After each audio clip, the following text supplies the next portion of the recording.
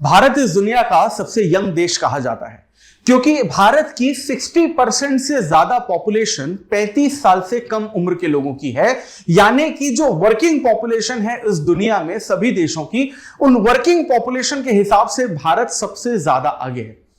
लेकिन यह population pyramid Bharat के फेवर में हमेशा नहीं रहेगा, क्योंकि आज जो हमें 70 से 90 करोड़ लोग 35 से कम उम्र के देखने को मिलते हैं, आज से 30-40 साल बाद वो सभी यंग लोग जैसे कि आप और मैं ओल्ड एज पॉपुलेशन में हो जाएंगे और हम लोग ह्यूमन रिसोर्स, ह्यूमन कैपिटल नहीं लेकिन ह्यूमन बर्डन की कैटेगरी में आ जाएंगे। और उस वक्त भारत के उन करोड़ों लोग जो सीनियर सिटीजन्स हैं उनको संभालना बहुत मुश्किल होगा और वर्किंग पॉपुलेशन हमारी लगातार कम होती रहेगी, जिसकी वजह से इकोनॉमी में एक बहुत बुरा असर देखने को मिल सकता है। और इसी तरीके का एग्जाम्पल 2024 में ही हमें इंडिया में देखने को मिल रहा है, जहां पर साउथ इंडियन स्टेट्स में जो वर्किंग पॉपुलेशन है, यंग पॉपुलेशन है, वो धीरे धीरे कम होती जा रही है, क्योंकि वहां पर पॉपुलेशन को कंट्रोल किया गया था 1971 के बाद। और जो एजिंग पॉपुलेशन है वो साउथ इंडिया में कंटिन्यूसली बढ़ती जा रही है। यह सीधे तौर पर हमारे एक कंसेप्ट जो सोसाइटी में और ह्यूमन ज्योग्राफी में हम पढ़ते हैं, पॉपुलेशन पिरामिड, उससे रिलेटेड होता है। इस दुनिया में 3 तरह के पॉपुलेशन पिरामिड आपको देखने को मिलते हैं, जिसमें सबसे पहला होता है इंक्रीजिंग पॉपुलेशन पिरामिड, जिसमें कि आपकी यंग पॉपुलेशन सबसे ज्यादा होती है और लगातार पॉपुलेशन बढ़ती ही रहती है। जैसे भारत उसका एक एग्जांपल है। उदाहरण के तौर पर इंडिया की पॉपुलेशन 2067 तक कंटिन्यूसली बढ़ती रहेगी। आप उस ग्रोथ रेट को कम कर सकते हो लेकिन रोक नहीं सकते। वहीं स्टेबल पॉपुलेशन पिरामिड दूसरा तरीका होता है पॉपुलेशन पिरामिड को समझने का, जिसमें पॉपुलेशन ना बढ़ती है ना कम होती है, जिसमें आप अमेरिका और कनाडा को एज एन एग्जांपल ले सकते हैं।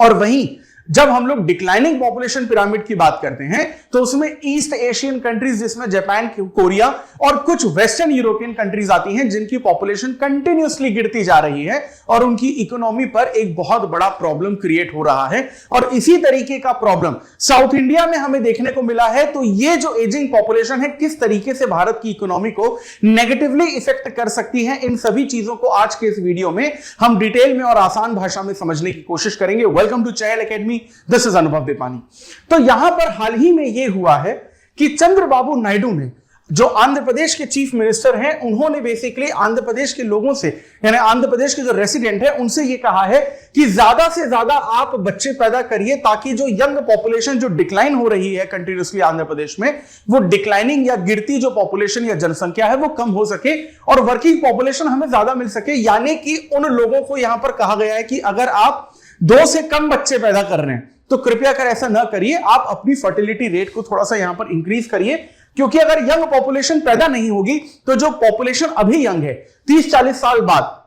वो सीनियर सिटीजन्स की कैटेगरी में आ जाएंगे और वो इकोनॉमी में वर्क फोर्स का हिस्सा नहीं बन पाएंगे and it would actually create a problem for the economy of India. अब अगर हम लोग यहां पर सेंसस के हिसाब से बात करें तो जो लेटेस्ट सेंसस आज की तारीख में हमारे पास है वो 2011 का है। वैसे 10 साल बाद 2021 में सेंसस होना था, लेकिन कोविड की वजह से नहीं हो पाया। उम्मीद ऐसी है कि 2026 के बाद हमें एक नया सेंसस यहां पर देखने को मिल सकता है। लेकिन अगर हम लोग जो union health ministry family welfare की अगर हम लोग 2020 की रिपोर्ट देखें तो उसमें साफ तौर पर यह बताया गया है कि इंडिया की जो पॉपुलेशन है अब वो धीरे धीरे यहां पर बूढ़ी होने वाली है और 60 की उम्र के ज्यादा से लोग हमें यहां पर इंडिया में ज्यादा दिखेंगे, क्योंकि यहां पर बेसिकली जो फर्टिलिटी रेट्स हैं वो धीरे धीरे कम होते जा रहे हैं और इसका असर सीधे सीधे वर्कफोर्स पर, इंडस्ट्रियल सेक्टर में हमें देखने को मिलेगा, जो इकोनॉमी के लिए एक नुकसानदायक बात होगी। स्पेसिफिक डेटा से अगर हम लोग समझने की कोशिश करें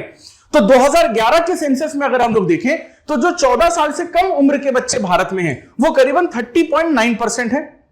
60 साल से कम उम्र के यहां पर 60% है और करीबन जो 60 से ज्यादा है, जो सीनियर सिटीजन है, जो वर्किंग पॉपुलेशन में नहीं आते, रिटायरमेंट वाली एज होती है, उसमें 8.5% है। वहीं अगर हम लोग 2036 के एस्टिमेशन को अगर पॉपुलेशन पिरामिड से देखें तो जो 14 साल से कम उम्र के बच्चे हैं वो 20% होंगे। जो वर्किंग पॉपुलेशन है हमारी टिल द एज ऑफ 59 वो 64-65% होगी। और यहां पर सीनियर सिटीजन आप देखिए 8.5% से बढ़कर सीधे सीधे यहां पर 15% हो चुके हैं। अब चंद्रबाबू नायडू ने अपने स्टेट के बारे में स्पेशली यहां पर कंसर्न दिखाया है। तो अगर आप आंध्र प्रदेश का यहां पर सिनेरियो देखें तो 2011 में आपको 14 साल से कम उम्र के बच्चे आंध्र प्रदेश में 25% देखने को मिलते हैं, वर्किंग पॉपुलेशन करीबन 65%, और जो सीनियर सिटीजन है वो 10% देखने को मिलते हैं, जो 2036 में बढ़कर आपके 19% के आसपास हो जाएंगे। इसलिए यहां पर वर्किंग पॉपुलेशन आंध्र प्रदेश में कम हो रही है। अब ये पॉपुलेशन का डेटा दूसरे स्टेट से किस तरीके से मैच करता है, उत्तर प्रदेश बेस्ट एग्जांपल रहेगा देखने के लिए, क्योंकि सबसे ज्यादा पॉपुलेशन उत्तर प्रदेश में है देश की। 2011 के हिसाब से वर्किंग पॉपुलेशन उत्तर प्रदेश की 56.7% थी और सीनियर सिटीजन थे 7.3%, लेकिन ये सीनियर सिटीजन 2036 तक बढ़कर करीबन 12% हो जाएंगे, यानी कि करीबन 5% उत्तर प्रदेश की पॉपुलेशन आने वाले 12 सालों में जो वर्किंग पॉपुलेशन है उससे सीधे तौर पर यहां पर बाहर हो जाएगी। अब अगर हम लोग यहां पर पॉपुलेशन का प्रोजेक्शन अगर नंबर्स में समझने की कोशिश करें, तो अगर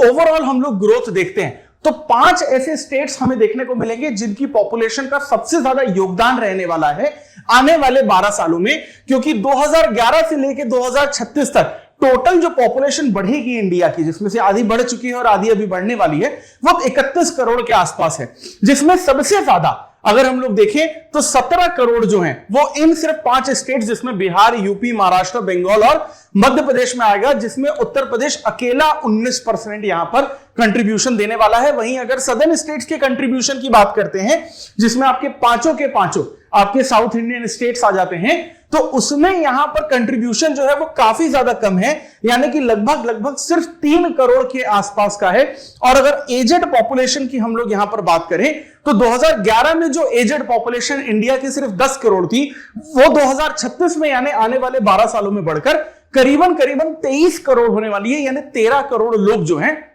वो वर्किंग पॉपुलेशन की कैटेगरी से पूरी तरीके से बाहर होने वाले, यानी 13 करोड़ लोग कम हो जाएंगे। अब प्रॉब्लम ये नहीं है कि यहां पर वर्किंग पॉपुलेशन कम हो रही है, क्योंकि नई वर्किंग पॉपुलेशन भी आती जा रही है, लेकिन प्रॉब्लम ये हो जाएगी कि वो जो 13 करोड़ लोग हो जाएंगे सीनियर सिटीजन्स, हमें उनका ध्यान रखना पड़ेगा, उनकी जरूरतों को पूरा करना पड़ेगा, उनके लिए नई स्कीम्स लानी पड़ेगी, अपना बजट बढ़ाना पड़ेगा, जिसकी वजह से पैसे की कहीं ना कहीं कमी आ जाएगी। बजट डेफिसिट वाली जो प्रॉब्लम्स हैं वो हमें यहां पर देखने को मिल सकती है। अब ये एजिंग और डिक्लाइनिंग पॉपुलेशन में देखो, सबसे बड़ी बात तो ये है कि जो डिपेंडेंसी है एजेड पॉपुलेशन की वो बढ़ जाएगी। वर्किंग एज की जो पॉपुलेशन है वो इकोनॉमी के लिए बहुत ज्यादा जरूरी होती है, और अगर लोअर पॉपुलेशन अगर हम लोग बहुत ज्यादा अपनी कर देते हैं तो इससे इकोनॉमी को बहुत ज्यादा नुकसान मिलेगा। चंद्रबाबू नायडू का एग्जैक्टली इसके बारे में यही कहना है। अब गवर्नमेंट जो है इस पॉपुलेशन की प्रॉब्लम को खत्म करने के लिए, यानी कि एजेड पॉपुलेशन और यंग पॉपुलेशन के बीच में बैलेंस को क्रिएट करने के लिए क्या क्या यहां पर करती है, ग्लोबल कंटेक्स्ट अगर हम समझें तो जापान, चाइना और बहुत सारी यूरोपियन कंट्रीज ऐसी हैं जहां पर पॉपुलेशन कंटिन्यूअसली कम होती जा रही है। चाइना की पॉपुलेशन गिर रही है, इसलिए भारत ने बहुत जल्दी चाइना को पीछे छोड़ दिया, क्योंकि चाइना में जो 1 चाइल्ड पॉलिसी थी उस टाइम पे तो सही लग रही थी, लेकिन आज वो चाइना को बहुत ज्यादा नुकसान दे रही है। एकेडमिक्स में अगर हम लोग देखें तो बहुत सारे ऐसे एक्सपर्ट्स रहे हैं, जिसमें आपको मिस्टर देसाई, कुलकर्णी, दीपक मिश्रा ये सब देखने को मिलते हैं, और इनकी जो बेसिकली थ्योरीज रही हैं प्रो नेशनलिस्ट वाली, वो काफी ज्यादा तक एक फेलियर रही हैं। यानी कि अगर एजेड पॉपुलेशन कंटिन्यूअसली बढ़ती जाएगी तो फाइनेंशियल सपोर्ट भी गवर्नमेंट को बेसिकली उनको देना पड़ेगा। अब बहुत सारी ऐसी कंट्रीज हैं जिन्होंने इस बैलेंस को मेंटेन करने के लिए अपने देश में फर्टिलिटी रेट नहीं बढ़ा पाए, तो उसके लिए एक दूसरा ऑप्शन रखा, वो था माइग्रेशन का। मान लीजिए आज साउथ इंडियन स्टेट्स हैं जहां पर एजिंग पॉपुलेशन बढ़ती जा रही है और फर्टिलिटी रेट वहां पर इंक्रीज नहीं हो पा रहा है, जिसकी वजह से वर्किंग पॉपुलेशन बढ़ नहीं रही है, तो यहां पर उत्तर प्रदेश, बिहार, मध्य प्रदेश, छत्तीसगढ़, बंगाल, झारखंड, यहां से बेसिकली माइग्रेशन होना शुरू हो जाएगा साउथ इंडियन स्टेट्स की तरफ, क्योंकि वहां पर वर्किंग पॉपुलेशन का वैक्यूम क्रिएट हो जाएगा। उस वैक्यूम को फुलफिल करने के लिए यहां पर माइग्रेशन जरूरी हो सकता है, और ये जो बेसिकली मॉडल है आपको यूनाइटेड स्टेट्स ऑफ अमेरिका में देखने को मिलेगा कि उन्होंने अपनी डिक्लाइनिंग पॉपुलेशन को जो बैलेंस किया था वो माइग्रेशन के तौर पर किया था, क्योंकि इस दुनिया का लगभग हर देश का कोई ना कोई नागरिक आपको अमेरिका में सेटल होता हुआ यहां पर दिखता है। अब अगर यहां पर माइग्रेशन पॉपुलेशन की थोड़ी सी डिटेल में बात करें तो माइग्रेशन को एक सॉल्यूशन की तरह तो देखा ही जाता है, लेकिन जब आप माइग्रेट होते हैं, चाहे आप इंटरनेशनल लेवल पे हो चाहे आप इंटरनल लेवल पे हो, सिटीजन या रेसिडेंट बन जाते हैं, तो आप पॉपुलेशन को वहां पर बैलेंस करने की कोशिश करते हैं। डेमोग्राफी को यहां पर बैलेंस करने की कोशिश करते हैं। और यूएसए ने अपने इस माइग्रेशन की थ्योरी से किस तरीके से अपनी इकोनॉमी को हमेशा बूम पे रखा है, वो एक बड़ा एग्जांपल है इसका। लेकिन अगर यहां पर गवर्नमेंट चाहती है कि यंग पॉपुलेशन ज्यादा से ज्यादा आए, पॉपुलेशन थोड़ी सी बढ़े, तो इसके लिए गवर्नमेंट अलग अलग तरीके के रास्ते अपना सकती है, जैसा कि फैमिली सपोर्ट की जो पॉलिसीज है उसको यहां पर बढ़ाना, एजुकेशन और अवेयरनेस बढ़ाना कि फैमिली प्लानिंग सही तरीके से हो। क्योंकि कई बार ऐसा होता है कि इंक्रीजिंग पॉपुलेशन पिरामिड वाली कंट्रीज जैसे इंडिया, पाकिस्तान, बांग्लादेश में पॉपुलेशन को कम करना फैमिली प्लानिंग कहलाता है, लेकिन यूरोपियन कंट्रीज और ईस्ट एशियन कंट्रीज जहां पर पॉपुलेशन कम हो रही है वहां पर पॉपुलेशन को बढ़ाना फैमिली प्लानिंग कहलाता है। तो इसका जो एग्जैक्ट यूज है वो लोगों को पता होना चाहिए अवेयरनेस के थ्रू। यहां पर इकोनॉमी इंसेंटिव्स जो है वो बेसिकली यहां पर दिए जाने चाहिए कि जिसकी फैमिली में ज्यादा बच्चे हैं उनको बेसिकली टैक्स में एग्जेम्पशंस यहां पर ज्यादा दिया जाएगा। वर्क लाइफ बैलेंस जो है वो बहुत ज्यादा इंपॉर्टेंट होती है, क्योंकि वर्क लाइफ बैलेंस अगर रहेगा तो आदमी अपनी फैमिली को यहां पर टाइम दे पाता है, जो गार्जियंस हैं वो अपने बच्चों को ज्यादा टाइम दे पाते हैं, तो वो इन्वेस्ट कर सकते हैं अपनी फैमिली को बड़ा करने में। जेंडर इक्वालिटी भी यहां पर बहुत ज्यादा जरूरी है और यंग माइग्रेंट्स को यहां पर ज्यादा से ज्यादा हमें बुलाना चाहिए इंटरनल माइग्रेशन के थ्रू। फिलहाल इंडिया में जहां पर पॉपुलेशन कम होती हुई हमें दिखाई दे रही है। एक चीज यहां पर समझनी पड़ेगी कि आज भारत इस दुनिया का सबसे यंग देश है, ये एक एनर्जी है हमारे पास, लेकिन ये एनर्जी जिंदगी भर नहीं रहेगी, हमेशा नहीं रहेगी। बहुत सारे देश इस मौके को खो चुके हैं और इंडिया बहुत जल्द इस मौके को खोने वाला है। 30-40 साल बाद आज की जो मेजॉरिटी वर्किंग पॉपुलेशन है जो 60% से ज्यादा है, 30-40 साल बाद वो 60% पॉपुलेशन बूढ़ी होने वाली है। तो जितना ज्यादा फायदा हो सके हमें आज उठाना है और इसीलिए भारत को 21वीं सदी का देश बोला जाता है, या ये कहा जाता है कि 21st century belongs to India, क्योंकि हाईएस्ट वर्किंग पॉपुलेशन जो है हमारे पास ही है इस वक्त पूरी दुनिया में। इसी टॉपिक से रिलेटेड आपके सामने यहां पर मेंस का क्वेश्चन है जिसमें आपसे पूछा गया है that discuss the implication of an aging population and declining fertility rates on India's socio-economic landscape, evaluate potential government policies and solutions to the address of these demographic challenges, including the role of internal migration। तो यहां पर जो population बढ़ती जा रही है, fertility rate कम नहीं हो रहा है,